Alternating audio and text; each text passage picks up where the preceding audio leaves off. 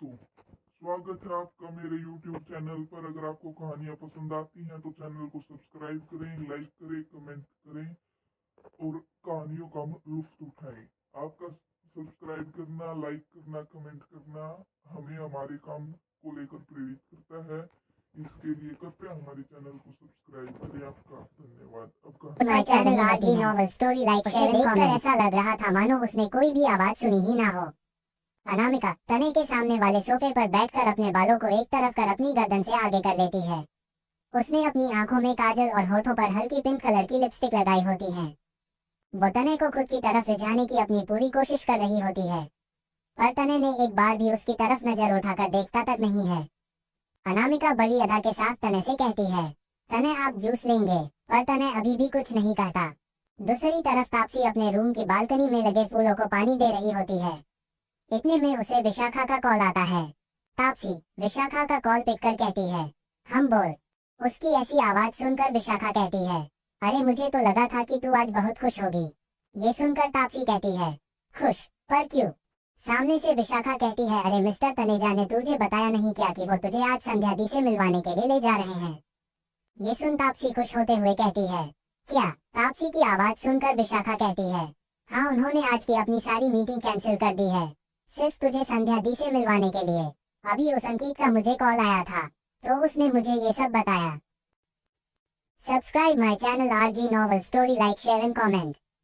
This story is uploaded only on RG Novel Story. In case the reader wants us to remove the story, can contact us on our Instagram account, link in description. Please don't give us copyright strike. For any new story request, join our Telegram channel. So let's continue our story. 291 Taapsee की खुशी। अनामिका तने से बात करने की और वो उसकी तरफ देखें इसकी पूरी कोशिश कर रही होती है, पर तने पर तो उसकी किसी भी हरकत और बात का कोई फर्क ही नहीं पड़ रहा होता है। ये देखकर अनामिका अपने मन में ही कहती है, अगर तुम विश्वामित्र हो ना तने, तो मैं भी तुम्हारे लिए महंगा बन जाऊंगी। देखती हूँ कि कब तक तुम मेरी तरफ नहीं देखते। वो ये सोचकर अपनी जगह से उठकर तने की तरफ बढ़ने के लिए होती ही है कि तभी तापसी भागते हुए वहां पर आ जाती है। वो काफी खुश नजर आ रही होती है। वो सीधा तने के पास आती है। उसका इस बात पर बिल्कुल भी ध्यान नहीं जाता कि अनामिका भी वहीं पर ही खड़ी है। तापसी सीधा आकर तने की गोद में बैठकर उसके गले लगते हुए कहती है, thank you, thank you, thank you so much. Taapsee के गोद में बैठने और उसके गले लगने तक तने उसकी कमर पर हाथ डाल देता है। तापसी तने से अलग होकर उसके फेस की तरफ देखते हुए कहती है, आपने मुझे क्यों नहीं बताया कि हम दी से मिलने जा रहे हैं?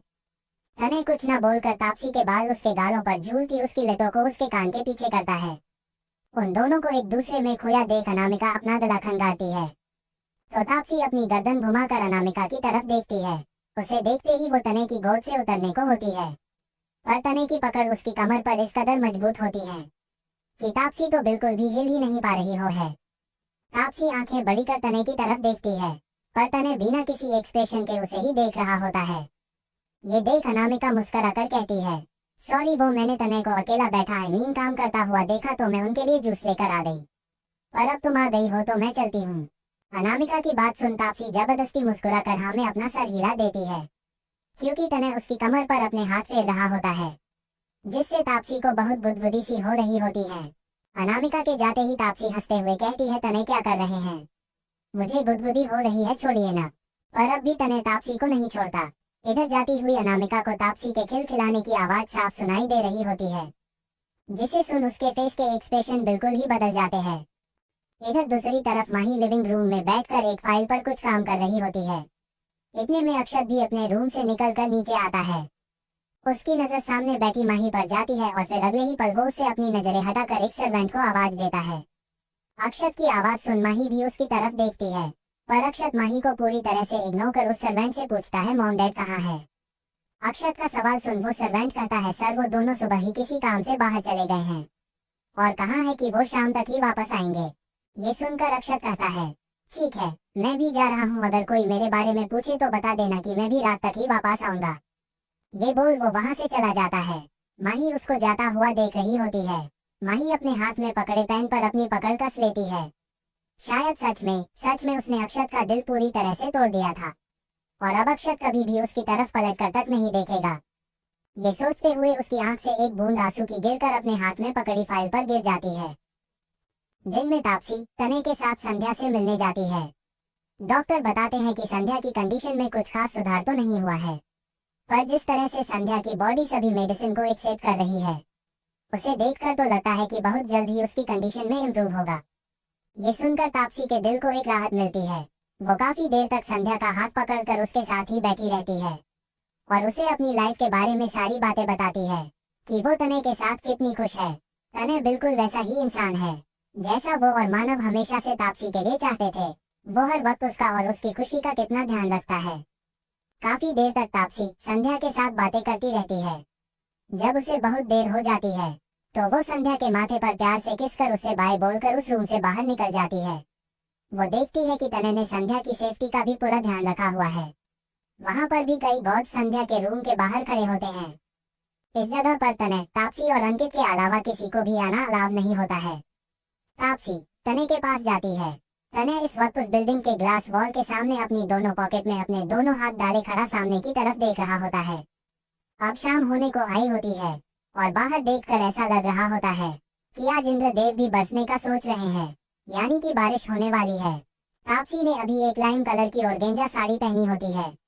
उसके साथ उसने एक क्रॉप ब्लाउज पहना होता है जिसमें वो काफी प्यारी लग रही होती है। वो तने के पीछे आकर खड़ी होती हुई कहती है, चले। तने ने भी इस वक्त ब्लैक कलर की फिटिंग पेंट और ब्राउन कलर की फिटिंग शर्ट पहनी होती है जिसमें उसकी बॉडी का परफेक्ट शेप साफ नजर आ रहा होता है और हमेशा की ही तरह उसके हाथ में एक महंगी घड़ी होती है। तापसी की आवाज सुन वो पलट कर उसकी तरफ देखता है और फिर अपना हाथ आगे बढ़ा देता है। तापसी मुस्कुराकर तने के हाथ पर अपना हाथ देते हुए कहती है, आज वॉक पर चलें। तापसी की बात सुन तने चलते हुए उसकी तरफ देखकर कहता है, हम। कुछ देर बाद तने और तापसी जा रहे होते हैं। तने गाड़ी ड्राइव कर रहा होता है। तापसी उसके बगल बैठी होती है। तने एक हाथ से ड्राइव कर रहा होता है और दूसरे हाथ से उसने कसकर तापसी का हाथ पकड़ा होता है। इस वक्त तापसी की उंगलियां तने के उंगलियों में उलझी होती है। आगे जाकर तने गाड़ी रोकता है और खुद गाड़ी से बाहर निकलकर वो तापसी के लिए गाड़ी का दरवाजा खोलता है तो तापसी भी गाड़ी से बाहर आ जाती है। दूसरी तरफ निकिता बहुत परेशान से अपने रूम में इधर से उधर कर रही होती है। उसके मुंह में बहुत दर्द हो रहा होता है। पहले उसके मुंह में कुछ टेस्ट नहीं आ रहा होता है, अब उसके मुंह में बुरी तरह से छाले हो गए होते हैं जिससे निकिता को कुछ भी बात करने में भी बहुत तकलीफ हो रही होती है। 292 प्यार के रंग। तापसी गाड़ी से बाहर निकल कर आती है तो वो देखती है वो एक सड़क के साइड पर रुके हुए होते हैं। वो बहुत ही साफ सुथरी रोड होती है। तापसी देखती है कि उस रोड के दोनों साइड पर कुछ टेंट लगे हुए हैं और उन टेंटों के पीछे की तरफ काफी हरी हरी घास और पेड़ लगे हुए हैं। वो जगह देखने में इतनी अच्छी लग रही होती है कि मानो जन्नत है तो वो यही हो। तापसी फिर उन टेंट्स के पीछे की तरफ देखती है तो वहां पर एक छोटा सा तालाब और उस तालाब के ऊपर से एक लकड़ी का पुल बना हुआ होता है। तापसी ये सब देखकर तने की तरफ देखती है तो तने अपने पेंट की पॉकेट में हाथ डाले खड़ा तापसी को ही देखे जा रहा होता है। तापसी कहती है, मुंबई में ये जगह भी है, मुझे तो पता ही नहीं था। ये बोल वो तने की तरफ देखती है। हल्के से बादल गरजते हैं और इतने में बारिश की बूंदें पड़ने लगती हैं और तापसी मुस्कुराकर ऊपर की तरफ देखते हुए अपने हाथ हवा में फैलाकर कहती है, लगता है आज सावन भी मुझे इस जगह की खूबसूरती खुलकर दिखाना चाहता है। और तापसी के ये बोलते ही कुछ देर में ही रिमझिम बारिश होने लगती है और तापसी खुश होकर बारिश में भीगते हुए अपने हाथ हवा में फैलाकर भीगने लगती है। तापसी की पतली साड़ी उसकी पूरी बॉडी से चिपक जाती है और उसका पूरे शरीर की खूबसूरत बनावट साफ साफ दिखने लगती है। तापसी किसी छोटे बच्चे की तरह खेलते हुए बारिश में भीग रही होती है। तने बहुत ध्यान से उसे देख रहा होता है और सोच रहा होता है, ये लड़की जो पूरी दुनिया की नीयत से, उसकी बदसूरती से, उसकी चापलूसी से, उनकी चालकियों से, इन सब चीजों से अनजान बेखबर अपनी ही छोटी सी दुनिया में इतनी खुश है। ये लड़की जिसके लिए कठोर बेदर्द हॉर्डलेस माफिया जो बहुत आसानी से किसी की भी जान ले सकता है, जिसके बस बोलने भर से ही लोगों की किस्मत, उनकी जिंदगियां बदल जाया करती है, वो इस लड़की के आगे, इसकी जिद और इस निश्चल मासूम मुस्कान के आगे हमेशा ही पिघल जाया करता है। इस लड़की के गिरते हुए एक एक आंसू उसके दिल पर ऐसे लगते हैं मानो किसी ने तने के दिल पर पूरा का पूरा तेजाब डाल दिया हो। इस लड़की की खुशी, इसकी मुस्कुराहट, इसकी बातें, इसकी हर एक अदा, हर एक बात तने को खुद के लिए चाहिए थी। उसे ये बर्दाश्त तक नहीं था कि तापसी के दिमाग में उसके अलावा कोई और आए। वो ये सब सोच ही रहा होता है कि तापसी पूरी तरह से भीगी हुई उसके सामने आकर कहती है, तने लगता है बारिश और तेज होने वाली है। हम घर कैसे जाएंगे? तापसी की बात सुन तनय उसकी तरफ अपनी गहरी नशीली आंखों से देखते हुए कहता है, आज हम यहीं रुकेंगे। ये सुन तापसी कुछ कहती तभी तनय उसे अपनी बाहों में उठाकर गाड़ी के बोनट से टेक लेकर हल्का सा उस पर बैठ जाता है और फिर तापसी को अपनी बाहों में पकड़े उसके होठों पर अपने होठ रख देता है। जो बारिश की बूंदें तापसी के होठों पर पड़ रही होती है, उन बूंदों को तनय अपने होठों के जरिए अपने गले से नीचे उतार लेता है। तापसी के गीले बाल उसकी कमर से चिपक गए होते हैं। कुछ देर तक तापसी को किस करने के बाद तनय खड़ा हो जाता है और तापसी के होठों को चूमते हुए वो आगे उस टेंट की तरफ बढ़ जाता है। कुछ ही देर में तनय उस टेंट के अंदर होता है, जो अंदर से किसी भी 7 स्टार लग्जरी रूम से कम नहीं होता है। उस टेंट के अंदर हर वो चीज मौजूद होती है जो किसी भी 7 स्टार होटल रूम में मौजूद होती है। तनय अभी भी तापसी को किस किए जा रहा होता है। अब तापसी को ठंड लगने लगी थी और उसकी बॉडी हल्की हल्की कांप रही होती है। तनय तापसी को नीचे खड़ा कर उसके होठों से अलग होता है। तापसी अपनी आंखें बंद करे खड़ी होती है। तनय उसे ऐसे देख टेंट के दरवाजे के पास जाकर पूरा टेंट बंद कर देता है और फिर एक बटन प्रेस कर उस रूम का रूम हीटर ऑन कर देता है। तापसी ने ठंड से अपने दोनों हाथों को अपने सीने के पास रख वो ठंड से ठिठुर रही होती है। ये देख तनय उसके पीछे खड़े होकर उसके साइड से ब्लाउज की जेब खोलते हुए उसके पीछे गर्दन को चूमता है। तनय के होठ अपनी गर्दन पर महसूस करते ही तापसी सिहर जाती है। अब तनय तापसी के ब्लाउज को उसके कंधों से नीचे खिसकाते हुए अपने हाथों के साथ साथ अपने होठ को भी उसके कंधे पर रखता हुआ उससे किस करने लगता है। तापसी की दिल की धड़कनें तो बढ़ती ही जा रही होती है और साथ ही उसकी पीठ तनय के सीने से लगी होती है, तो उसे तनय की धड़कनें भी धड़कती हुई सी महसूस हो रही होती हैं। तापसी के ब्लाउज खिसकते ही तापसी का साड़ी का पल्ला भी खिसक कर उसके सीने से नीचे गिर जाता है। तनय तापसी के सामने आकर उसके सामने अपने घुटने पर बैठकर उसकी साड़ी की प्लेट्स हल्के हल्के से खींचते हुए अपने होठों को उसके पेट पर नाभि के पास रख देता, जिससे तापसी कसकर अपनी आंखें बंद कर तनय के कंधों को अपने दोनों हाथों से कसकर पकड़ लेती है। अब टेंट के अंदर उस रूम हीटर की गर्माहट ही वजह थी या तनय का प्यार वजह था, पर तापसी की ठंड अब कम हो चुकी थी। तनय तापसी को बैठ कर लेटाते हुए खुद उसके ऊपर आ जाता है। तापसी के बाल गीले होने के वजह से उसके चेहरे से चिपक गए होते हैं। तनय प्यार से उसके बालों को अपनी लंबी उंगलियों से हटाते हुए उसके माथे को चूमता है। तापसी अब अपनी आंखें बंद कर लेती है, तो तनय तापसी की दोनों आंखों को चूम लेता है। अब शर्म से अपना चेहरा घुमा लेती है, तो तनय तापसी के कान के पास अपने होठ रख देता है। तनय अब अपने शर्ट के बटन खोल अपनी शर्ट निकाल देता है। अब तनय की परफेक्ट बॉडी और उसके एब्स और मसल्स साफ साफ नजर आ रही होती है। तनय को कोई भी लड़की अगर इस तरह से देखती तो शायद खुद को उसके करीब जाने से कभी भी ना रोक पाती। तनय वापस से तापसी के ऊपर आकर उसके सीने पर अपने होठों को रख देता है, जिससे तापसी के मुंह से आह निकल जाती है। इतने में बाहर तेज बिजली कड़कती है, जिसकी आवाज से घबरा कर तापसी के हाथ तनय की पीठ पर कस जाते हैं। तनय तापसी को घबराता देख खुद को उसके अंदर समा लेता है और कुछ ही देर में वो दोनों एक दूसरे की प्यार की बारिश में पूरे के पूरे भीग जाते हैं। रात भर बाहर बादल बरस रहे होते हैं और अंदर तनय तापसी को अपने प्यार के कई रंगों का एहसास करवा रहा होता है। 293 क्यों दर्द दे रही हो। काफी तेज बारिश हो रही होती है और माही अपने रूम की विंडो पर अपने सीने के पास हाथ बांधे खड़ी बाहर उस तेज बारिश की होते हुए देख रही होती है। तभी माही की नजर घर के अंदर आती हुई एक ग्रे कलर की कार पर पड़ती है। इस गाड़ी को माही बहुत अच्छे से पहचानती थी, क्योंकि ये कार अक्षत की होती है। माही उस गाड़ी को अंदर आते हुए देखकर अपनी जगह से पलटकर रूम में वापस जाने को होती ही है कि उसकी नजर कार से बाहर निकलते अक्षत पर जाती है। अक्षत की हालात कुछ ठीक नहीं लग रही होती है।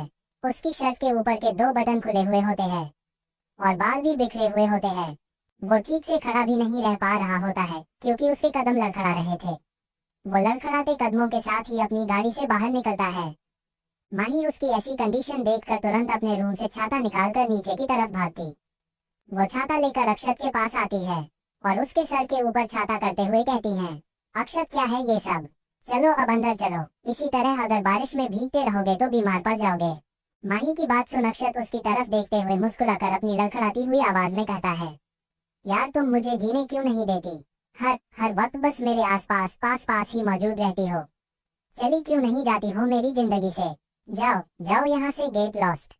जब तुम्हें मेरी जरूरत नहीं है तो फिर मुझे भी तुम्हारी कोई जरूरत नहीं है। ये बोलते हुए अक्षत एक कदम पीछे की तरफ लड़खड़ाकर गिरने को होता है, तो माही तुरंत अपने हाथ में पकड़े उस छाते को छोड़ते हुए अपने दोनों हाथों से उसकी बाह पकड़ लेती है और प्यार से कहती है, हाँ हाँ अक्षत, मैं चली जाऊंगी, पर पहले तुम तो अंदर चलो प्लीज। ये बोल वो अक्षत की बाहें अपनी गर्दन में डालकर उसे अंदर लेकर चली जाती है। थोड़ी ही देर में माही जैसे तैसे कर अक्षत को लेकर उसके रूम में आती है। अक्षत के बाल और कपड़े बारिश में भीगने की वजह से गीले हो गए होते हैं, तो माही जल्दी से वॉशरूम से एक टॉवल लेकर आती है और अक्षत की बालों को अच्छे से साफ करते हुए कहती है, तुमने ये क्या हालत बना ली है अपनी, देखो पूरा भीग गए हो। अक्षत चुपचाप उसकी बात सुन रहा होता है। फिर जब माही को लगता है कि अक्षत के बाल सूख गए हैं, तो वो टॉवल लेकर वापस से वॉशरूम में जाने लगती है। तभी अक्षत उसका हाथ पकड़ लेता है। माही पलटकर उसकी तरफ देखती है, तो अक्षत उसे अपने सामने खड़े करते हुए उसके दूसरे हाथ से टॉवल लेकर बेड पर फेंकते हुए उसका दूसरा हाथ भी पकड़ते हुए कहता है, क्यों क्यों कर रही हो तुम मेरे साथ ऐसा, क्यों मुझे इतना दर्द दे रही हो, क्या इतना बड़ा गुनाह कर दिया है मैंने तुमसे प्यार करके। ये बोलते हुए अक्षत की आंखों से आंसू बह जाते हैं। फिर वो माही का हाथ अपने दिल पर रखते हुए कहता है, जानती हो यहाँ इस जगह पर कितना कितना ज्यादा दर्द होता है, लगता है जैसे जैसे ये दर्द मेरी जान ले लेगा। अक्षत की बात सुनकर माही की आंखों से भी लगातार आंसू बह रहे होते हैं। अपनी बात अक्षत इतनी मासूमियत से कह रहा होता है कि माही खुद को कंट्रोल ही नहीं कर पाती और झुककर उसे गले से लगा लेती है। अक्षत माही के गले लगे हुए ही कहता है, प्लीज प्लीज माही, मेरे प्यार को एक्सेप्ट नहीं कर सकती तो कोई बात नहीं, पर उसे कम से कम गाली गाली तो मत दो। ये बोलते हुए अक्षत के आंसू माही को अपने कंधे पर महसूस हो रहे होते हैं। कुछ देर माही के गले लगे हुए ही अक्षत बेहोश हो जाता है। ये देख माही अपने आंसू साफ कर आराम से अक्षत को उसके बेड पर लेटा देती है और फिर उसके शूज खोल उन्हें एक तरफ रखकर वो अक्षत को ब्लैंकेट ओढ़ा कर जाने के लिए होती है कि अक्षत कसकर उसका हाथ पकड़ते हुए कहता है, प्लीज डोंट गो माही। ये सुन माही के पास ही बैठकर उसका सर सहलाने लगती है। माही की नजदीकी का असर होता है या कई रातों से ठीक से नींद न पूरी होने का असर, जिससे अक्षत अब आराम से सो जाता है। अगली सुबह चांद अपनी चांदनी समेटे छिप गया होता है और सुबह की रोशनी के साथ कई चिड़ियों की चहचहाहट तापसी के कानों में पड़ती है। उस टेंट के अंदर एक बड़े से बेड पर, जिस पर व्हाइट कलर की बेडशीट और व्हाइट कलर का ही ब्लैंकेट ओढ़े तापसी और तने सोए होते हैं। तापसी तने की तरफ पीट करे उसके हाथ का पिलो बनाकर आराम से सोई होती है।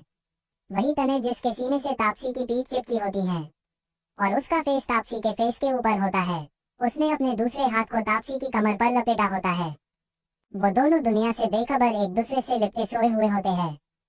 तापसी धीरे से अपनी आंखें खोलती है और फिर उस जगह के चारों तरफ अपनी नजरें घुमाती है। तापसी अब उठने के लिए होती ही है, पर तने की पकड़ इतनी मजबूत होती है कि वो हिल तक नहीं पा रही होती है। तापसी अपनी अलसाई हुई आवाज में कहती है, गुड मॉर्निंग हस्बैंड। तने तापसी के मुंह से गुड मॉर्निंग सुन अपनी गर्दन उठाकर तापसी के होठों पर एक छोटी सी किस कर देता है। तापसी अब तने का हाथ अपनी कमर से हटाकर उठकर बैठती है। उसने इस वक्त एक व्हाइट कलर की शर्ट पहनी होती है जो तने की होती है। वो शर्ट इतनी लूज होती है कि तापसी के कदों से फिसल रही होती है। तापसी उठकर बैठते हुए एक अंगड़ाई लेती है और फिर अपने बिखरे बालों को समेटकर उनका एक जुड़ा बना लेती है। इतने में तने वापस से तापसी की कमर पर हाथ लपेट लेता है, तो तापसी बाहर की तरफ देखते हुए कहती है, तने देखिए ना कितना ब्यूटीफुल व्यू है। तने अपना सर ऊपर कर तापसी के चेहरे की तरफ देखते हुए कहता है, it's really a beautiful view. उसकी बात सुन तापसी उसकी तरफ देखते हुए कहती है, उठिए और मेरे साथ चलिए। ये बोल वो अपनी कमर से तने का हाथ वापस से हटाती है और फिर उसका वही हाथ खींचते हुए कहती है, चलिए ना चलिए। तापसी को ऐसे जिद करता देख तने अपनी जगह से उठकर बैठ जाता है। तने ने इस वक्त अपनी शर्ट नहीं पहनी होती है। फिर तापसी उसका हाथ पकड़कर उसे लेकर उस टैंक की विंडो के पास जाती है। इस वक्त उनके सामने वो तालाब होता है जो बारिश की वजह से और ज्यादा भर गया होता है। तापसी उस विंडो के सामने खड़ी होती है और तने उसकी कमर पर अपने दोनों हाथ डाले अपनी चिन को उसके कंधे पर रखे उसके पीछे खड़ा होता है। तने के गाल तापसी के गाल से चिपके होते हैं। वो दोनों सामने की तरफ देख रहे होते हैं। सब्सक्राइब माय चैनल है और तने शॉवल ले रहा होता है। इतने में तापसी का फोन रिंग करता है। तापसी देखती है कि उसे दादी कॉल कर रही है। ये देख तापसी फोन पिक कर कहती है, जी दादी। सामने से दादी कहती है, तुझे याद है न कि तुझे आज निर्जला व्रत रखकर यहाँ आश्रम में आना है। उनकी बात सुनकर तापसी कहती है, जी दादी मुझे याद है, मैं कुछ ही देर में पहुंच जाऊंगी। उसकी बात सुन दादी कहती है, तने को इस पूजा के बारे में कुछ भी पता नहीं चलना चाहिए, वरना वो तुझे ये पूजा करने नहीं देगा। दादी की बात सुनकर तापसी कहती है, मुझे पता है दादी, मैंने उन्हें कुछ भी नहीं बताया है। 294 आश्रम जाना है। हेलो रीडर्स, आज कुछ पर्सनल रीजंस की वजह से चैप्टर थोड़ा छोटा है और जिस हिसाब से कमेंट मिल रहे हैं उस हिसाब से लगता भी नहीं है कि आप लोगों को बड़ा चैप्टर चाहिए भी। तने रेडी होकर तापसी के साथ उस टैंक से निकलकर बाहर अपनी कार के पास आता है। वो तापसी के लिए कार का दरवाजा खोल उसे अंदर बैठाकर खुद दूसरी तरफ से आकर ड्राइविंग सीट पर बैठता है। तने कार ड्राइव करते हुए कहता है, मुझे दूसरी डायरेक्शन में जाना है, तुम्हारे लिए दूसरी कार मंगवा दी है। ये सुन तापसी तने की तरफ देखते हुए कहती है, आप कहीं और जा रहे हैं। उसकी बात सुन तने तापसी की तरफ देखते हुए कहता है, हम शहर से बाहर पर शाम तक लौट आऊंगा। ये सुन तापसी हल्की सी स्माइल के साथ हमें सर हिला देती है। थोड़ा आगे जाने के बाद तापसी देखती है कि सामने की तरफ एक कार खड़ी है और दूसरे तरफ के रास्ते पर 7 से 8 गाड़ियां खड़ी होती हैं और उनके बाहर कई सारे गार्ड्स खड़े होते हैं। तने उस एक कार के सामने अपनी गाड़ी रोकता है और फिर बाहर निकल के तापसी के लिए उसकी तरफ का डोर खोल देता है। तापसी गाड़ी से बाहर निकल कर आती है। तने प्यार से तापसी के माथे को चूमता है और फिर अपनी सीरियस और गहरी आवाज में कहता है, टेक केयर ऑफ योरसेल्फ। ये सुन तापसी मुस्कुरा कर कहती है, आप भी जल्दी घर आ जाना। ये बोल वो उस दूसरी कार की तरफ बढ़ जाती है तो माही जल्दी से उस गाड़ी से बाहर निकल कर आ जाती है। वो तापसी के लिए पैसेंजर साइड का दरवाजा खोलती है तो तापसी एक नजर तने को देखकर उसे बाय करते हुए गाड़ी में बैठ जाती है। माही तुरंत वहां से गाड़ी लेकर निकल जाती है। उनके जाते ही तने को गाड़ी भी वहां से निकल जाती है और पीछे से उसके गार्ड्स की गाड़ियां भी। माही कार ड्राइव कर रही होती है। तापसी दादी की बातों के बारे में सोच रही होती है। जब दादी ने उसे फोन किया था और उन्होंने तापसी से कहा था कि तने का अल्पायु योग है जिससे तने की जान को खतरा है। यही दोष तने के पापा और भाई पर भी था और उनके साथ क्या हुआ ये तो सबको हो पता है। दादी की बात सुनकर तापसी इतना डर जाती है कि उसे समझ ही नहीं आता कि वो क्या करे। दादी ने तापसी से कहा था कि उन्होंने इस दोस्त का तोड़ निकाल लिया है जिसके लिए तापसी को उनके गुरुजी के आश्रम में एक पूजा करनी होगी और साथ ही एक हवन भी। तापसी ये सोच माही की तरफ देखती है। माही भी चुपचाप से ड्राइव कर रही होती है। उसके दिमाग में भी आज सुबह की बात चल रही होती है। रात को वो अक्षत के पास बैठे बैठे ही सो जाती है। सुबह जब अक्षत की आंखें खुलती है तो वो गुस्से से सोई हुई माही को उठाते हुए कहता है, व्हाट द हेल, तुम यहाँ पर क्या कर रही हो। उसकी आवाज सुन सोई हुई माही एकदम से उठकर बैठ जाती है और खुद को अक्षत के रूम में देखकर वो अभी थोड़ा हैरान परेशान हो जाती है। अक्षत माही को उसकी बाजू से पकड़कर बेड से उठाते हुए कहता है, तुम्हें मैंने अपनी जिंदगी में अपनी दिल में और इस कमरे में आने का मौका दिया था पर तुमने वो मौका ठुकरा दिया माही। इसलिए अब कभी भी मेरे दिल में, मेरी लाइफ में और इस कमरे में वापस आने के बारे में सोचना भी मत, क्योंकि ये बात तुम अच्छे से जान लो। जितना मैंने तुमसे प्यार किया था आज उतना ही मुझे तुमसे नफरत है Mahi. I hate you, I really really hate you. और आज के बाद मैं तुम्हारी शक्ल तक देखना नहीं चाहता हूँ। ये बोल अक्षत माही को अपने रूम से बाहर निकाल देता है। ये सोच माही ड्राइव करते हुए अपने होठों को आपस में दबा लेती है और अपनी आंखों में आ रही नमी को छुपाने की कोशिश करती है। ये दोनों ही लड़कियां अपनी अपनी सोच में डूबी हुई होती है। तभी तापसी माही से कहती है, माही मुझे तनेजा हाउस नहीं बल्कि कहीं और जाना है। उसकी बात सुनकर माही तापसी की तरफ देखते हुए कहती है, कहाँ जाना है। आई एम सॉरी तापसी पर मुझे तुम्हें सीधा घर ले जाने के ऑर्डर मिले हैं। ये सुन तापसी कहती है, माही दादी मेरा उस जगह पर इंतजार कर रही है, मेरा उस जगह पर पहुंचना बहुत जरूरी है। दादी का नाम सुनकर माही हैरान होते हुए कहती है, तापसी क्या बोल रही हो तुम यार, दादी कहाँ तुम्हारा इंतजार कर रही है।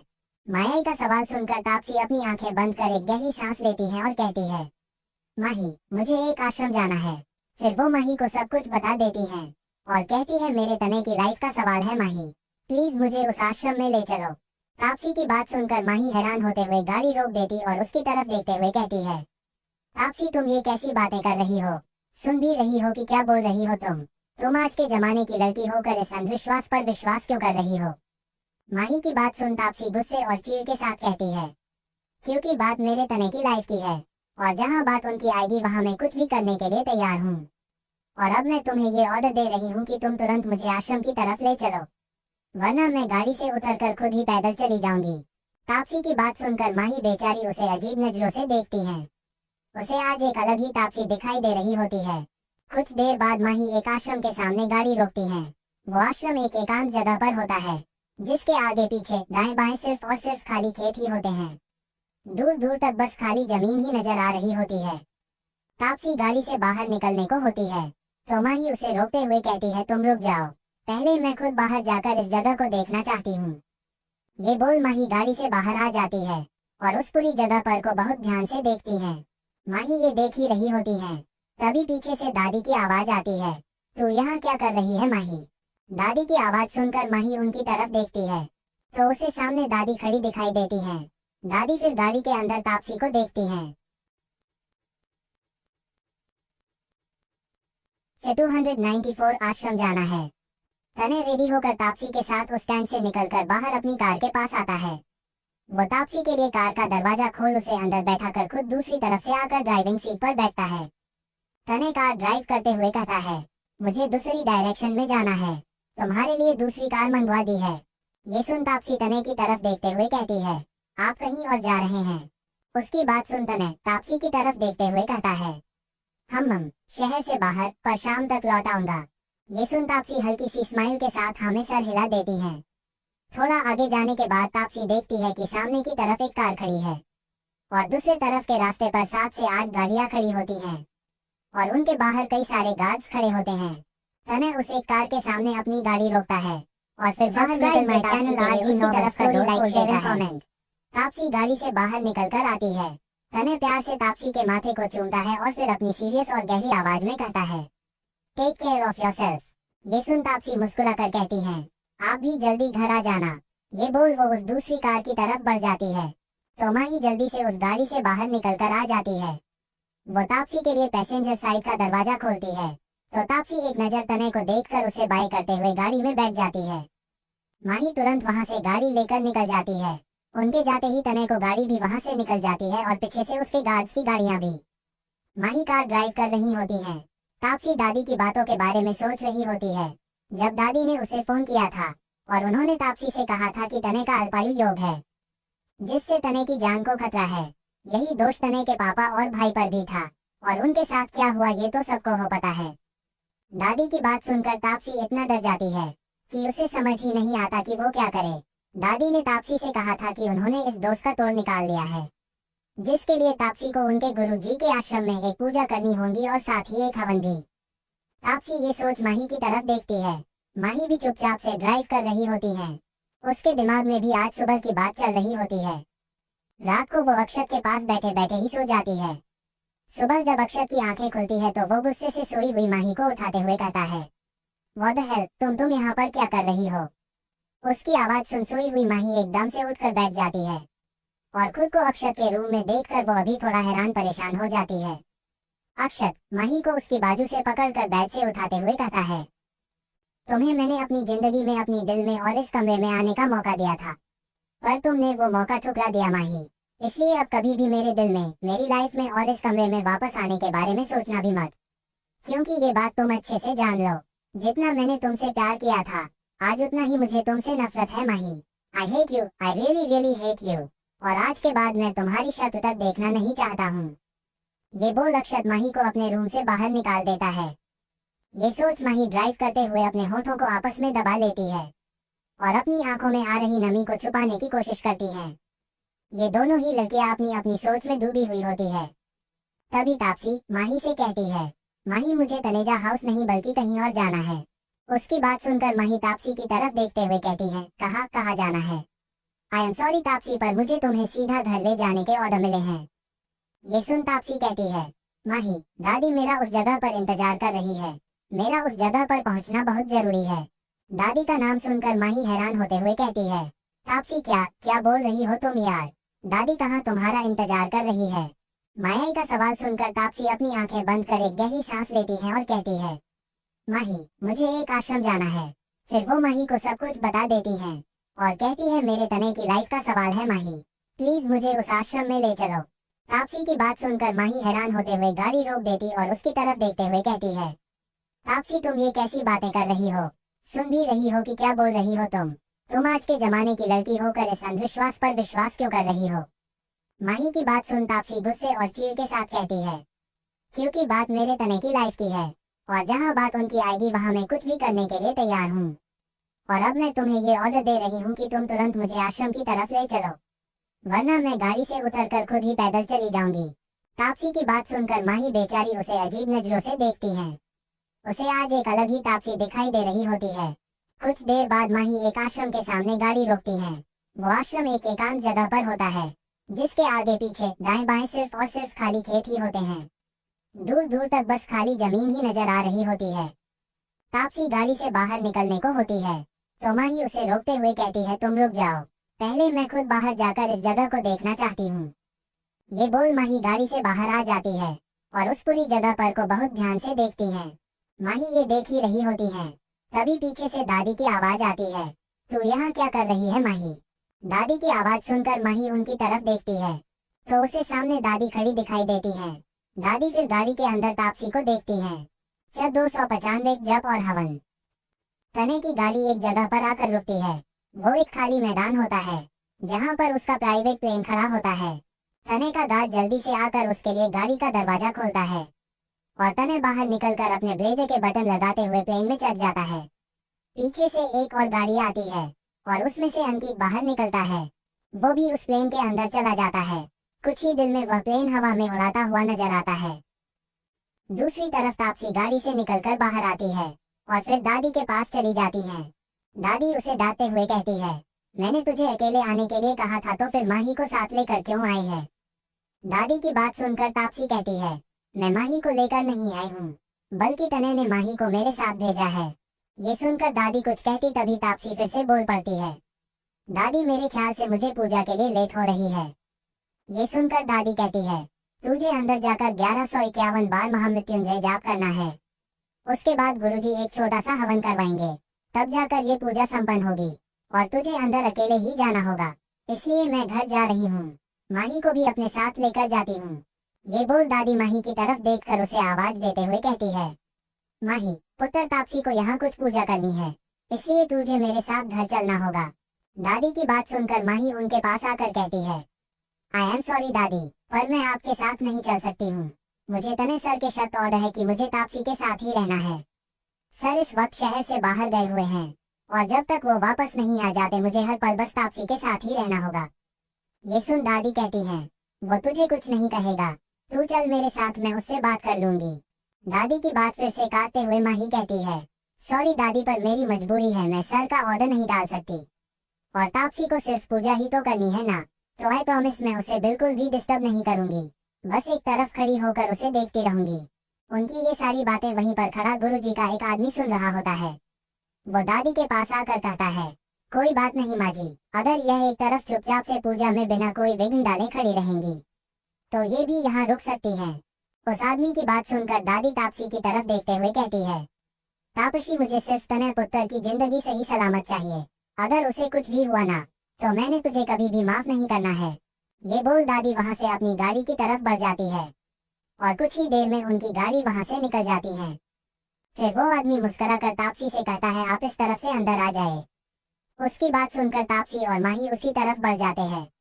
वो जगह और वहाँ के लोग तापसी और माही को बहुत अजीब लग रहे होते हैं।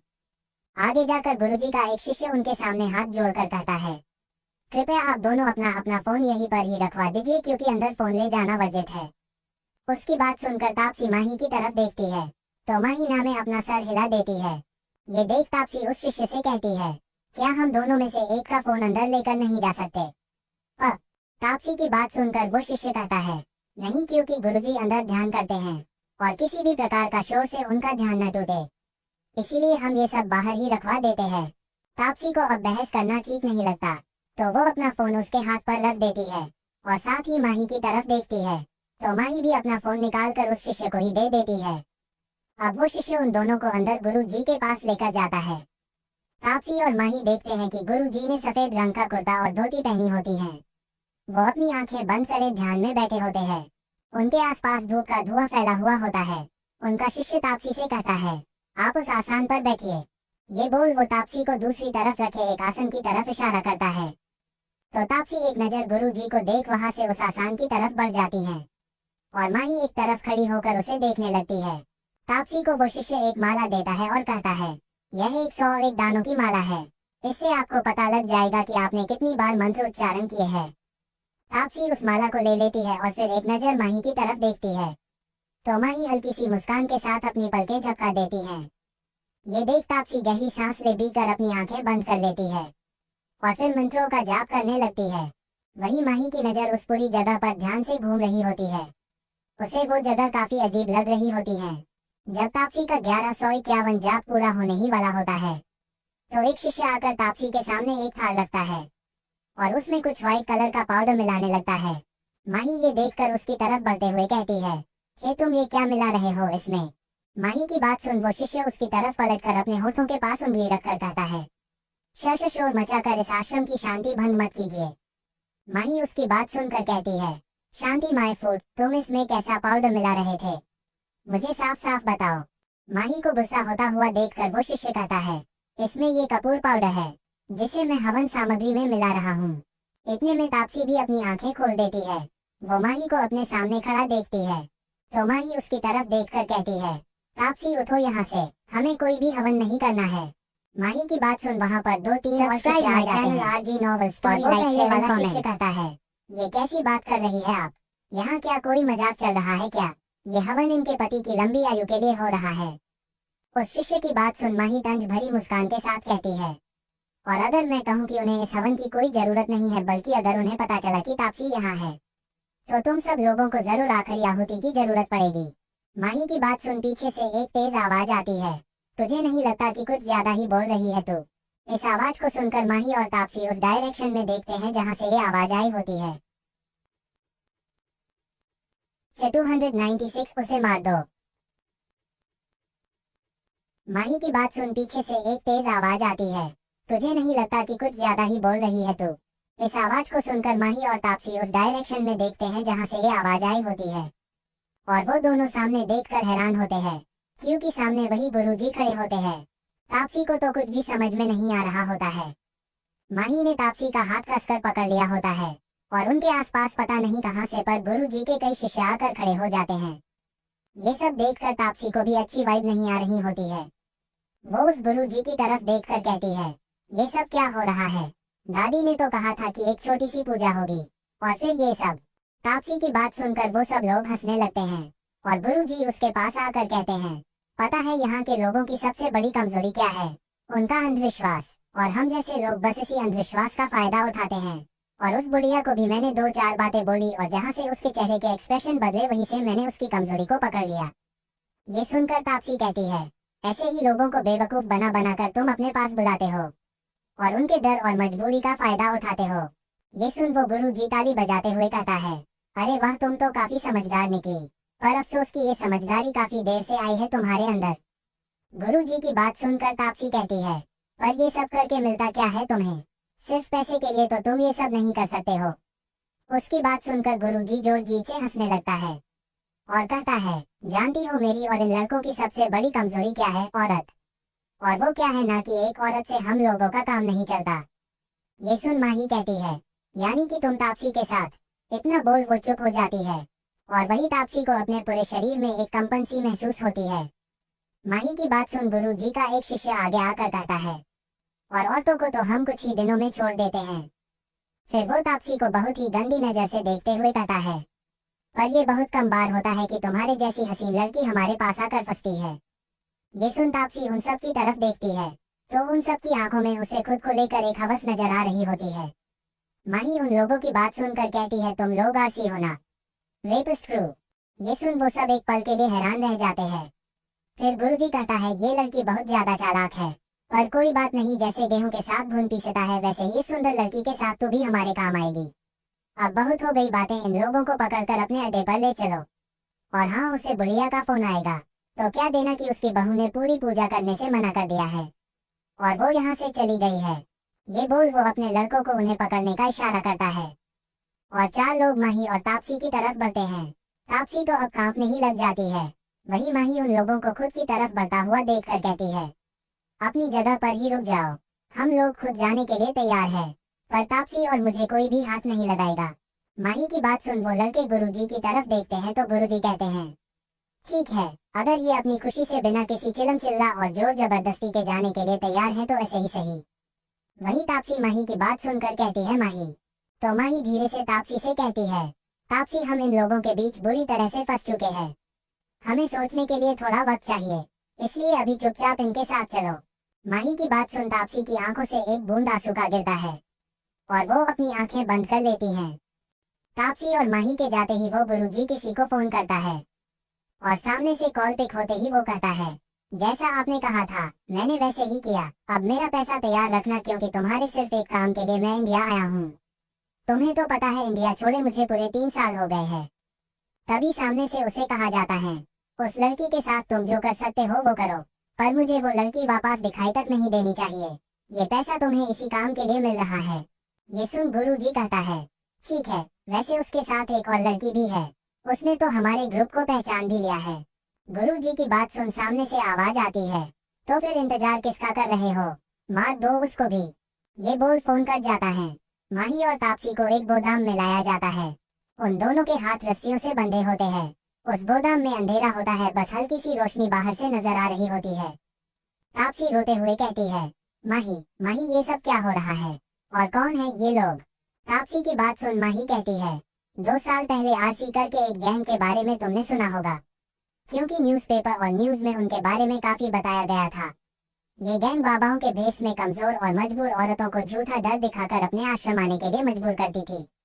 ये लोग उन औरतों को प्रसाद बोलकर एक ड्रग दिया करते थे, जिससे 24 घंटे के लिए उन औरतों की सोचने समझने की क्षमता खत्म हो जाती थी और फिर उनका फायदा उठाया जाता था, रिकॉर्ड कर दिया जाता है उन्हें ब्लैकमेल करने के लिए। जो औरत खूबसूरत होती थी उसे ये लोग दुबई बेच दिया करते थे और जो ठीक ठाक होती थी उसे उसकी वीडियो दिखाकर ब्लैकमेल किया जाता था ताकि वो कुछ और औरतों को उनके पास ला सके। और जो ये बोल माही चुप हो जाती है। तापसी उसे चुप होता हुआ देखकर कहती है, और जो क्या माही। माही एक गहरी सांस लेकर अपनी आंखें बंद करती है और कहती है, और जो औरतें दिखने में बिल्कुल भी सुंदर नहीं होती थी, ये लोग उन्हें मारकर उनकी आंखें, किडनी, हार्ट जितने भी काम के ऑर्गन्स होते थे वह निकाल देते थे। ये सुनकर तो तापसी का सर ही घूमने लगता है। एक तो उसने सुबह से कुछ खाया नहीं था और दूसरा ये सब बातें सुनकर उसका वॉमिट करने का जोर हो रहा होता है। Story like share and comment. Taapsee घबराते हुए कहती है, अब हम क्या करेंगे माही। तने भी आज शहर से बाहर गए हैं। मैं कितनी बेवकूफ हूँ, मैंने उन्हें कुछ भी नहीं बताया। ये बोल तापसी के आंखों से आंसू बहने लगते हैं। 297 जान से मार दो। तापसी को अब काफी घबराहट हो रही होती है। उसे खुद पर बहुत गुस्सा भी आ रहा होता है कि क्यों उसने दादी की बात सुनी और तने को कुछ नहीं बताया। कितनी बड़ी बेवकूफ है वो। इतनी पढ़ी लिखी होने के बाद भी उसने इन सब अंधविश्वासों पर विश्वास किया। तो अब क्या ही फर्क रह गया उसमें और उन अनपढ़ लोगों में, जो आसानी से इन सब की झांसे में आ जाते हैं। तापसी को डर लग रहा होता है इस बात से कि क्या सच में वो आज के बाद तने को कभी भी देख नहीं पाएगी। और अगर यहाँ उसके साथ कुछ भी ऐसा वैसा हो गया तो वो क्या करेगी। कुछ देर सोचने के बाद तापसी अपने मन में ये बात पक्की कर लेती है कि अगर उसके साथ किसी ने भी कुछ ऐसा वैसा करने की कोशिश की तो वो उससे पहले खुद की जान ले लेगी। जहाँ तापसी के दिमाग में ये सब चल रहा होता है, वही माही उस पूरी जगह को बहुत ध्यान से देख रही होती है ताकि यहाँ से बाहर निकलने का कोई रास्ता मिल सके। माही फिर तापसी की तरफ देखती है। तापसी को ऐसे खोया हुआ देखकर माही कहती है, क्या हुआ तापसी, क्या सोच रही हो। माही की बात सुन तापसी अपना सर पीछे कर कहती है, अपनी बेवकूफी के बारे में और उसकी सजा क्या होनी चाहिए ये तय कर रही हूँ। ये सुन माही एकदम से अपने हाथ खोल तापसी के पास जाती है। तापसी माही के हाथ खुले देख हैरानी से कहती है, ये तुमने कैसे किया। माही तापसी की दोनों बाजुओं को पकड़ते हुए कहती है, ये सब छोड़ो और मेरी बात ध्यान से सुनो तापसी, हमारे पास यहाँ से भागने के लिए बस कुछ देर का ही टाइम है। ये लोग अगर एक बार अंदर आ गए तो फिर हम यहाँ से किसी भी कीमत में बचकर नहीं निकल सकते, क्योंकि ये लोग हमें फिर सीधा दुबई ट्रांसपोर्ट कर देंगे। इसीलिए तुम किसी भी और के बारे में ना सोचकर सिर्फ यहाँ से भागने के बारे में सोचो, ठीक है। उसकी बात सुन तापसी हमें सर हिला देती है। ये देख माही उसके सर पर हाथ फेरते हुए कहती है, गुड। फिर माही उसका हाथ खोलते हुए कहती है, तुम यहीं पर रुको, मैं अभी आई। ये बोल वो उस पूरे गोदाम में इधर उधर देखती है। पूरे गोदाम में देखने के बाद एक तरफ कोने में माही को एक छोटा सा लकड़ी का दरवाजा दिखता है, जो शायद इस गोदाम से सामान बाहर निकालने के लिए बनाया गया होगा। माही उस दरवाजे को देख उसके पास जाती है और अपने पैरों से उस दरवाजे पर लात मारने लगती है। दरवाजा काफी पुराना होने की वजह से उसकी लकड़ी सड़ चुकी होती है, जिससे वो माही के 2 से 3 बार लात मारने से ही टूट जाता है। ये देख तापसी भी जल्दी से वहां पर आकर खड़ी हो जाती है। अब वो दोनों उस दरवाजे की लड़कियों को हाथ से खींचने लगते हैं, जिससे तापसी के हाथ भी छिल जाते हैं। कुछ ही देर में उस दरवाजे से बाहर निकलने की जगह बन जाती है। माही पीछे देखते हुए कहती है, तापसी जल्दी यहाँ से बाहर निकलो, इससे पहले कि वो लोग अंदर आ जाए। माही की बात सुन तापसी जल्दी से अपने साड़ी के पल्लू को अपनी कमर से बांधते हुए उस दरवाजे से बाहर निकलती है। उसके पीछे पीछे माही भी वहां से निकलकर बाहर आती है। बाहर आकर वो लोग देखते हैं कि उस गोदाम से आगे एक सुनसान सड़क नजर आ रही है और उस सड़क के आसपास जंगल होते हैं जो ज्यादा घने नहीं होते हैं और अंधेरे में कुछ ठीक से नजर भी नहीं आ रहा होता है। माही तापसी का हाथ पकड़कर कहती है, भागो तापसी, और जो भी हो जाए पीछे मुड़कर मत देखना। ये बोल माही तापसी का हाथ पकड़कर वहां से भागने लगती है। थोड़ा आगे जाते ही उस गुरुजी के आदमी भी उस दरवाजे से बाहर निकल कर आते हैं और माही और तापसी को भागता हुआ देखकर कहता है, वो कहते हैं वो जा रही है सा, पकड़ो उन्हें। माही पीछे मुड़कर देखती है और उन लोगों को अपने पीछे आते देख वो तापसी से कहती है, तापसी चाहे जो हो जाए तुम्हें रुकना नहीं है, अगर मेरा हाथ भी छूट जाए तो सामने की तरफ भागते रहना। ये सुन तापसी कहती है, पर तुम ये क्यों कह रही हो। माही कुछ कहती तभी एक आदमी उसके कंधे पर हाथ रख उसे पीछे की तरफ खींचता है, जिससे माही और तापसी का हाथ छूट जाता है। तापसी अपनी जगह पर रुककर माही को देखती है तो माही चिल्लाकर कहती है, तापसी तुम भागो। तापसी रोते हुए कहती है, माही तुम। वो आदमी तापसी की तरफ बढ़ने को होता ही है कि तभी माही अपनी जीन्स की पॉकेट से छोटा चाकू निकालकर उस आदमी के कंधे पर मारते हुए चिल्लाकर कहती है, मैं आ जाऊंगी, बस तुम यहाँ से भागो, जाओ। माही की बात सुन तापसी रोते हुए नामे सिर हिला देती है तो माही वो चाकू उस आदमी के कंधे से निकालकर उसके सीने पर मारते हुए कहती है, तुमको तने सर की कसम है। ये सुन तापसी रोते हुए माही को देखती है तो माही आगे कहती है, तापसी अगर तुम यहाँ से निकल जाओगी तो मुझे सिर्फ खुद को बचाना होगा, जो मेरे लिए आसान हो जाएगा, तो तुम यहाँ से जाकर मेरे लिए चीजें आसान कर रही हो। माही की बात सुन तापसी अपने आंसू साफ कर अपने कदम पीछे की तरफ लेने लगती है और फिर वहां से आगे निकल जाती है। 5 से 6 लोग और वहां पर पहुंच जाते हैं। वो माही की तरफ उसे पकड़ने के लिए बढ़ते ही है कि माही एक के मुंह पर पंच मारते हुए दूसरे के मुंह पर अपने पैर हवा में उठाकर दे मारती है। एक और आदमी माही की तरफ बढ़ता है तो वो उसके सीने पर अपनी कोहनी से मारकर उसे कुछ ही देर में चीट कर देती है। अब वहां पर और भी आदमी आ जाते हैं, जिनमें से एक वो गुरुजी भी होता है। वो अपने आदमियों से कहता है, कुछ लोग उस लड़की के पीछे जाओ और कुछ इसे संभालो, और हाँ जो लड़की आगे की तरफ भागी है उसे मारने के ऑर्डर है, तो उसे जान से मार दो। उस गुरुजी की बात सुनकर वो आदमी तापसी की तरफ बढ़ जाते हैं। वही गुरुजी माही को देखते हैं, जो किसी के भी हाथ नहीं आ रही होती है, बल्कि जो भी माही के नजदीक जा रहा होता है, माही कुछ ही पलों में उसे जमीन में गिरा रही होती है। ये देख वो गुरुजी माही को गाली देते हुए अपने कमर के पीछे से एक छोटी सी पिस्तौल निकालकर माही की तरफ उसे पॉइंट कर एक गोली चला देता है। इधर तापसी आगे की तरफ भाग रही होती है। उसकी अब सांसें फूलने लगी थी। सुबह से उसने पानी तक नहीं पिया होता है, अब तो उससे भागा भी नहीं जा रहा होता है। तापसी पीछे मुड़कर देखती है तो उसके पीछे 20 से 25 लोग आ रहे होते हैं। ये देखकर तापसी की आंखें बड़ी हो जाती है। इतने में उस सुनसान जगह पर एक गोली चलने की आवाज आती है और तापसी का पूरा शरीर कांप जाता है। उसकी आंखों से लगातार आंसू बहने लगते हैं और वो धीरे से कहती है, मामा ही। अब तापसी की सारी हिम्मत टूट जाती है और वो अपनी जगह पर ही घुटनों के बल बैठ जाती है और अपने गले में पहने मंगलसूत्र को कसकर पकड़ते हुए चिल्लाकर कहती है, तने। अब तक तापसी को उन सारे लोगों ने घेर लिया होता है। उनमें से एक आदमी तापसी की तरफ एक बड़ा सा चाकू लेकर बढ़ता है और उसकी गर्दन पर वो चाकू मारने के लिए ही होता है।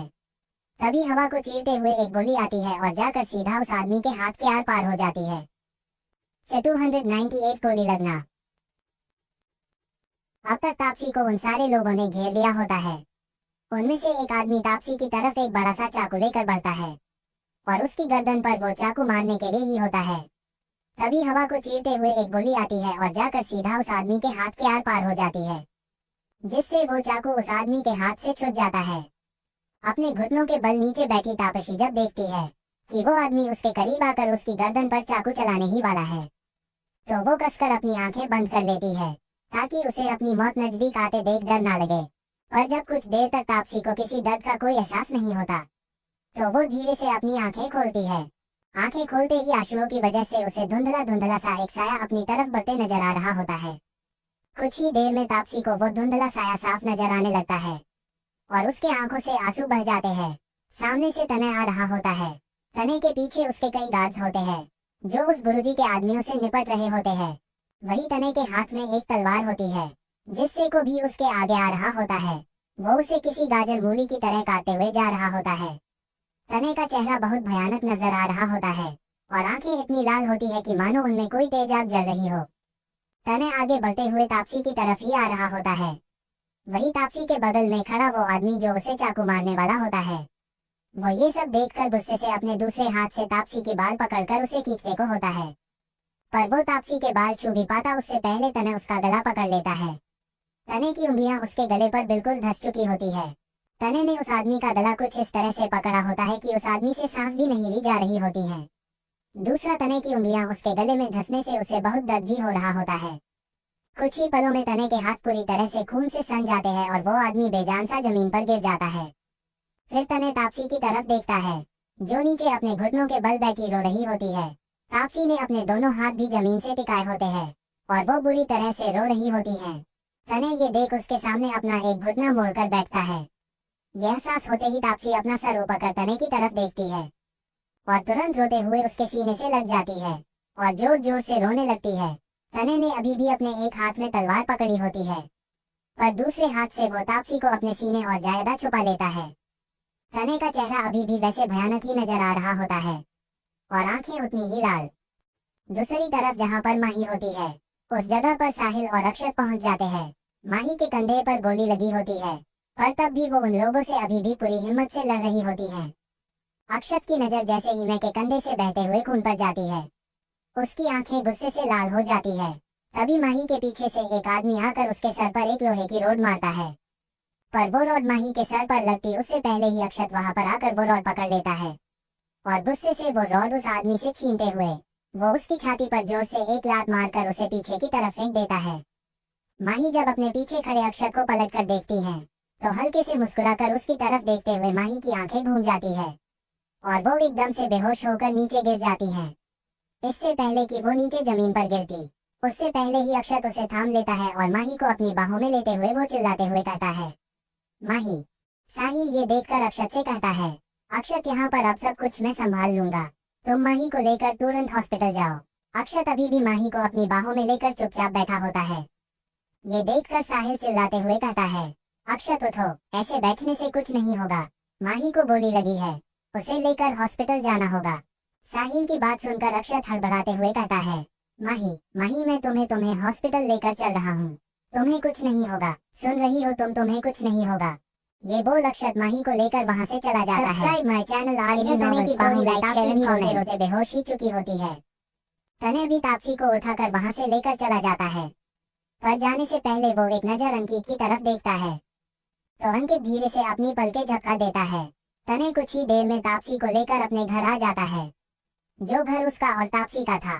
तने तापसी को लेकर अपने बेडरूम में आता है। तापसी का पूरा चेहरा, हाथ पैर सब गंदे हो चुके होते हैं। रोने की वजह से भी तापसी का चेहरा पूरा मुरझा गया होता है। तने तापसी को आराम से बेड में रखते हुए वॉशरूम से पानी लेकर आता है और तापसी के चेहरे, हाथों और पैरों को अच्छे से साफ कर वो कुछ ही देर में उसके कपड़े भी चेंज कर देता है। इतनी देर में उसके बेडरूम का डोर नॉक होता है। तने जल्दी से जाकर डोर खोलता है तो सामने दो लेडी डॉक्टर खड़ी होती है। तने के सामने आते ही वो दोनों अपना सर झुका लेती हैं। थोड़ी ही देर बाद वो तापसी को चेक कर उसे एक इंजेक्शन दे देती हैं। वो तापसी को अच्छे से चेक करने के बाद तने के सामने सर झुकाकर कहती है, सर डर और कमजोरी के कारण बेहोश हो गई थी मैम। आई थिंक इन्होंने आज सुबह से कुछ खाया पिया भी नहीं है। इन्हें इंजेक्शन दे दिया है, कल सुबह तक इन्हें होश आ जाएगा। ये बोलकर वो दोनों डॉक्टर वहां से चली जाती है।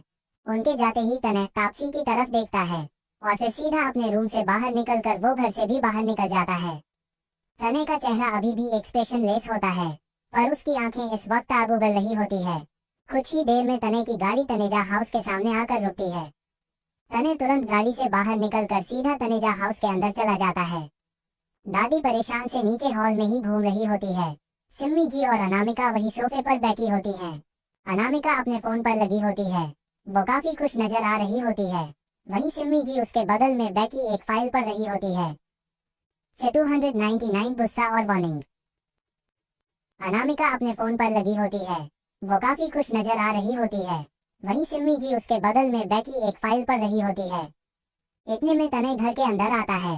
उसे देखते ही दादी तने के पास जाकर उसके सामने खड़े होकर कहती हैं, तने पुत्र तू आ गया, देख देख तू अपनी बीवी के हाल, तू उसके पीछे इतना पागल हुआ जा रहा है और उस लड़की को तेरी कोई परवाह नहीं है। वो तो आज घर, इतना बोलते ही दादी अचानक से चुप हो जाती है, क्योंकि तने ने अब तक अपनी आंखें बंद की हुई होती है। वो जब अपनी आंखें खोलकर दादी की तरफ देखता है तो दादी की आगे कुछ कहने की हिम्मत ही नहीं होती। तने की आंखें इस वक्त गुस्से से गहरी लाल नजर आ रही होती है। उन्हें देखकर ऐसा लग रहा था मानो जैसे कि उनमें खून उतर आया हो। तने की तरफ देखते हुए अब दादी के मुंह से एक भी आवाज नहीं आ रही होती है। अब तक जो चीड़, जो गुस्सा, जो नाराजगी उनके चेहरे पर नजर आ रही थी, वो सब तने के उनकी तरफ एक नजर देखते ही गायब हो जाता है। वहीं सिम्मी जी और अनामिका भी अपनी जगह से उठकर खड़े हो जाते हैं। तने दादी की साइड से निकलकर एक तरफ जाता है और वहां कोने पर रखे कैंडल स्टैंड को उठाकर सीधा उसी के पास रखे बड़े से शोपीस पर कैंडल स्टैंड से मारता है और उसी के साथ अगले ही पल वो शोपीस नीचे गिरकर चकनाचूर हो जाता है। ऐसे ही तने वहां उस हॉल में रखी सारी पेंटिंग्स, मूर्तियां, सभी शोपीस सब कुछ ही देर में तोड़कर उस जगह को पूरा का पूरा तहस नहस कर देता है। दादी ने तो अपनी आंखें बंद कर अपने काम पर हाथ रख लिए होते हैं। अनामिका और सिम्मी जी की भी तने को ये सब करता देखकर कुछ भी कहने की हिम्मत नहीं होती है। वो दोनों भी डर से एक दूसरे को पकड़े हुए होते हैं। वही इतनी तेज तेज आवाजें सुनकर किंजल और निकिता भी अपने रूम से भागकर बाहर आ जाती है, पर वो ऊपर रेलिंग के पास खड़ी ही ये सब कुछ होता हुआ देख रही होती है। उन दोनों के नीचे आने की हिम्मत ही नहीं होती है। ये सब तोड़ते हुए कुछ पीस तने के हाथ में भी घुस जाते हैं, पर तने को तो जैसे इन सब चीजों से कोई भी फर्क ही नहीं पड़ रहा होता है। अब तने दादी के सामने आकर खड़े होते हुए अपनी गहरी और डरावनी आवाज में कहता है, हिम्मत भी कैसे हुई तापसी को उस ढोंगी गुरु के पास भेजने की। ये बोल तने जोर से वहीं पर रखे सेंटर टेबल पर एक लात मार देता है, जो आगे खिसक कर सीधा अनामिका के घुटने पर लगता है, जिससे अनामिका आ बोलते हुए अपना घुटना पकड़कर अपनी नम आंखों तने की तरफ देखती है।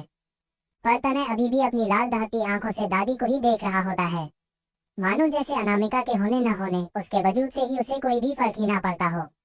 वहीं अनामिका को चोट लगता देख सिम्मी जी उसको पकड़ लेती है। तने अभी भी दादी को देखते हुए कहता है, इतिहास को दोहराने की कोशिश मत कीजिए आप।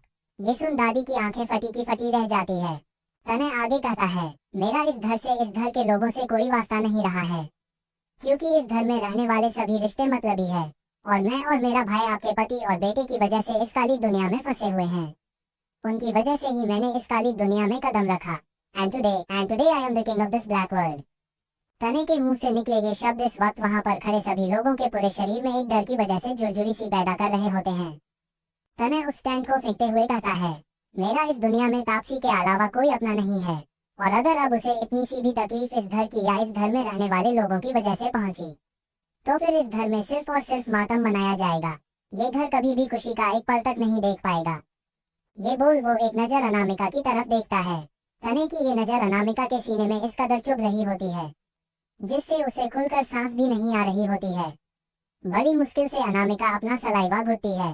तने वापस से दादी की तरफ देख कहता है, आज से ना तो मैं और ना तापसी इस घर में कदम रखेंगे, और अगर किसी ने भी तापसी के करीब जाने की कोशिश की तो वो अपनी हालत का खुद जिम्मेदार होगा। ये बोल तने उन टूटे हुए टुकड़ों के ऊपर पैर रखकर वहां से चला जाता है। तने के जाते ही दादी लड़खड़ा जाती है, तो सिम्मी आकर उन्हें संभाल लेती है। दादी रोते हुए कहती है, सिम्मी उसे सब पता है, वो सब कुछ जानता है, मुझसे नफरत है उसे। ये बोल दादी नीचे बैठकर अपनी छाती पीट पीट कर रोने लगती है। दूसरी तरफ अक्षत माही को लेकर हॉस्पिटल आ चुका होता है। डॉक्टर्स माही के कंधे पर लगी गोली अब तक निकाल चुके होते हैं। माही को एक रूम में शिफ्ट भी कर दिया जाता है, पर माही अभी भी बेहोश होती है। अक्षत माही का हाथ अपने हाथ में लेकर उसे देख रहा होता है। उसका तो ये सोच सोच कर दिल ही बैठा जा रहा होता है कि अगर आज माही को कुछ हो जाता तो वो क्या क्या करता। क्या वो माही के बिना अपनी लाइफ दोबारा से नॉर्मल तरीके शुरू कर सकता था? नहीं, कभी भी नहीं। आज अक्षत को एहसास हो रहा होता है, चाहे माही उसके साथ रहे या ना रहे, ये बात बिल्कुल भी मैटर नहीं करती है उसके लिए, और अगर मैटर करता है तो बस ये कि माही जहाँ भी रहे बस सही सलामत रहे। ये सोचते हुए अक्षत माही के हाथ को हो चूम लेता है। इधर तनय अपने घर वापस आ जाता है। वो सीधा अपने रूम में जाता है तो तापसी अभी भी गहरी नींद में सोई हुई होती है। शायद ये इंजेक्शन का असर होता है, जिससे तापसी अभी भी आराम से गहरी नींद में सो रही होती है। तापसी को सोता हुआ देख तनय अपने रूम के एक तरफ जाता है और वहां पर एक बड़ी सी लकड़ी की पेंटिंग पर अपने हाथ रखकर उसे पुश करता है। तने के पुश करते ही वो लकड़ी की पेंटिंग किसी दरवाजे की तरह दूसरी तरफ खिसक जाती है, और उसके खिसकते ही उस दरवाजे के पीछे एक बड़ा सा बार होता है, जहां पर काफी एक्सपेंसिव ड्रिंक का पूरा भंडार लगा होता है। तने वहां से एक बोतल निकालकर वहां से सीधा तापसी के बेड के सामने लगे सोफे पर चला जाता है और तापसी को देखते हुए ही वो उस बोतल को अपने होठों से लगा लेता है। 300 मॉस्को। सुबह के 4 बज चुके होते हैं। तने ने शराब की पूरी एक बोतल खत्म कर दी होती है और वो अभी भी तापसी को ही देखे जा रहा होता है। उसने पिक 3 घंटों से 1 मिनट के लिए भी तापसी से अपनी नजरें नहीं हटाई होती हैं। पर तने को देखकर कहीं से भी ऐसा नहीं लग रहा होता है कि वो थोड़ा सा भी नशे में होगा। आंखें तो उसकी वैसे भी नशीली ही थी। 4 बजे के आसपास तापसी को प्यास लगती है तो वो नींद में ही कसमसाते हुए पानी मांगती है। ये देख तने उसके पास जाकर उसे पानी पिलाता है। पानी पीकर तापसी वापस से सो जाती है और फिर जाकर सुबह सीधा 7 बजे तापसी की नींद खुलती है। तापसी बेड पर बैठते हुए अपने पूरे रूम में नजर घुमाकर देखती है तो उसे तने कहीं पर भी नहीं नजर आता। ये देख तापसी अपने बेड से उठकर बाहर बालकनी में चली जाती है और वहां से वो नीचे देखती है पर तने वहां पर भी नहीं होता है। ये देख तापसी उदास होकर सीधा वॉशरूम में चली जाती है। कुछ देर बाद तापसी जब नीचे आती है तो उसकी मेड उसके लिए टेबल पर ब्रेकफास्ट लगा देती है। फिर तापसी चुपचाप से नाश्ता कर बाहर निकल जाती है। तापसी बाहर गार्डन में बैठकर एक बुक पढ़ रही होती है पर सिर्फ वो बुक खोलकर उसने अपने हाथ में पकड़ी होती है। ये बुक अक्सर तापसी पढ़ती थी पर आज उसका पढ़ने का मन भी नहीं कर रहा होता है। तापसी कहीं खोई हुई सी बैठी होती है। तभी उसका फोन रिंग करता है। वो देखती है कि विशाखा उसे कॉल कर रही है। विशाखा कॉल पिक करते ही तापसी हेलो कहती उससे पहले ही विशाखा बोल पड़ती है, ताशी आर यू क्रेजी? तुझे किसने कहा था उस पाखंडी बाबा के पास जाने के लिए? तू जानती है कल रात आधे से ज्यादा शहर में खलबली मची हुई थी। विशाखा की बात सुनकर तापसी कहती है, प्लीज विशु तू। इससे आगे तापसी कुछ कहती तभी विशाखा बोल पड़ती है, मुझे समझ नहीं आ रहा कि तू अभी तक इतनी शांत कैसी रह सकती है, इतना बड़ा कांड करने के बाद। और तुझे पता है कि तेरी वजह से मिस्टर तनेजा मॉस्को चले गए हैं। ये सुन तापसी की आंखें हैरानी से बड़ी हो जाती है और उसके हाथ से वो बुक भी नीचे छूट जाती है और तापसी धीरे से बुदबुदाते हुए कहती है, मॉस्को। इतने में फिर विशाखा कहती है, हाँ वो 2 घंटे पहले ही निकले हैं। मुझे अंकित का मैसेज आया था कि मैं तुम्हें ये बात बता दूं, क्योंकि उसे पता था कि मिस्टर तनेजा ने तुम्हें कुछ बताया होगा। आखिर इतने नाराज जो है वो तुमसे। अब तापसी की आंखों से आंसू बहने लगते हैं। वो अपने मन में ही सोचती है, क्या तने सच में उससे नाराज होकर उसे छोड़कर चला गया है। दूसरी तरफ तने हॉस्पिटल में होता है। माही उसके सामने बेड पर लेटी हुई होती है। इतने में किंजल और साहिल भी वहां पर आ जाते हैं। किंजल माही की तरफ देखती है जिसका चेहरा कमजोरी की वजह से पीला पड़ चुका होता है। वो माही के पास जाकर अपने साथ लाए फूलों को वही फ्लावर पॉट पर रखते हुए कहती है, अक्षत क्या तुम राशि यहीं पर हो? किंजल की बात सुनकर अक्षत हाँ में सर हिला देता है। फिर वो उसकी तरफ देखते हुए कहती है, क्या तुम्हें पता है माही और तापसी के साथ जो कुछ भी हुआ वो सब नानी की वजह से हुआ है? ये सुन अक्षत अपनी आंखें बड़ी कर किंजल की तरफ देखता है तो किंजल कहती है, नानी ने ही तापसी को उस कॉल बाबा जी के पास भेजा था। ये सुन अक्षत गुस्से से कहता है, नानी का दिमाग खराब है क्या? वो ऐसा कैसे कर सकती है? My channel RG novel story like share comment. Sahil कहता है, मुझे नहीं लगता कि दादी ने ये सब जानबूझकर किया है। वो तापसी को नापसंद जरूर करती हैं, पर उससे इतनी भी नफरत नहीं करती कि उसके संग ये सब करें। साहिल की बात सुनकर किंजल कुछ सोचकर उसकी तरफ देखकर कहती है, साहिल चलो अक्षत के लिए कुछ खाने के लिए ले आते हैं कैंटीन से। ये बोल वो उस रूम से बाहर निकल जाती है। साहिल भी उसके पीछे चला जाता है और अक्षत आराम से सोई हुई माही की तरफ देखता है। किंजल साहिल के साथ एक गैलरी में आकर खड़ी होते हुए कहती है, साहिल तुम तने भाई के साथ बचपन से हो ना? किंजल की बात सुन साहिल हाँ में सर हिला देता है। ये देख किंजल आगे कहती है, तने भाई कल नानी को गुस्से में कह रहे थे कि वो इतिहास दोहराने की कोशिश ना करें। क्या दादी ने पहले भी ऐसा कुछ किया है? किंजल की बात सुनकर साहिल कहता है, देखो किंजल तुम बस इतना जान लो कि ऐसा बहुत कुछ है तने के अंदर जो राज उसने खुद के अंदर बहुत गहराई से दफन कर रखे हैं। अगर वो राज बाहर आ गए तो बहुत कुछ बिखर जाएगा। लास्ट की लाइन पर साहिल बहुत जोर देकर कहता है। इधर तापसी कई बार तने को कॉल करती है पर तने का फोन नहीं लग रहा होता है। तने के बिना तापसी का बिल्कुल भी उस घर पर नहीं लग रहा होता है। अगली सुबह तापसी रेडी होकर मानव और संध्या के पुराने घर चली जाती है। जब से मानव ने अपने दादाजी की कंपनी संभाली थी तो वो दूसरे घर में शिफ्ट हो गए थे। उसके बाद से तापसी अपने उस घर में बिल्कुल भी नहीं गई होती और गाड़ियां उसकी गाड़ी के पीछे निकल पड़ती है। तापसी के पीछे मुड़कर जब ये देखती हैं तो उसे समझ आ जाता है कि ये सब तने ने उसकी सेफ्टी के लिए किया होगा। कुछ देर बाद तापसी अपने पुराने घर के सामने होती है। उसके मोहल्ले के कई लोग इतनी सारी गाड़ियों को अपने मोहल्ले में एक साथ आता देखकर अपने अपने घर के बाहर निकल जाते हैं। पर तापसी बिना किसी पर ध्यान दिए सीधा अपने घर पर चली जाती है। वो देखती है कि वहां पर हर सामान को व्हाइट कलर के कपड़े से ढक कर रखा गया है। उस पूरे घर में काफी गंदगी हो आई थी, हर जगह धूल मिट्टी नजर आ रही होती है। ये देखकर तापसी अपने फोन पर एक मैसेज टाइप करती है और कुछ ही देर में वहां पर 2 कार और आकर रुकती है और उसमें से किंजल और विशाखा निकलकर बाहर आती है। वो दोनों घर के अंदर जाती है तो तापसी अपनी कमर पर हाथ रख घर के बीचों बीच खड़ी होती है। उसे खड़ा देखकर किंजल कहती है, तापसी क्या हुआ, तुमने अचानक से यहाँ आने के लिए क्यों कहा? किंजल की बात सुन तापसी अपनी कमर पर अपने दुपट्टा बांधते हुए कहती है, क्योंकि मेरे पति मुझसे नाराज होकर किसी दूसरे देश चले गए हैं और मुझे अपनी इरिटेशन बाहर निकालनी है। ये सुन विशाखा कहती है, तो क्या हम तेरे पंचिंग बैग है जो हमें कूटकर अपनी इरिटेशन बाहर निकलेगी? Subscribe my channel.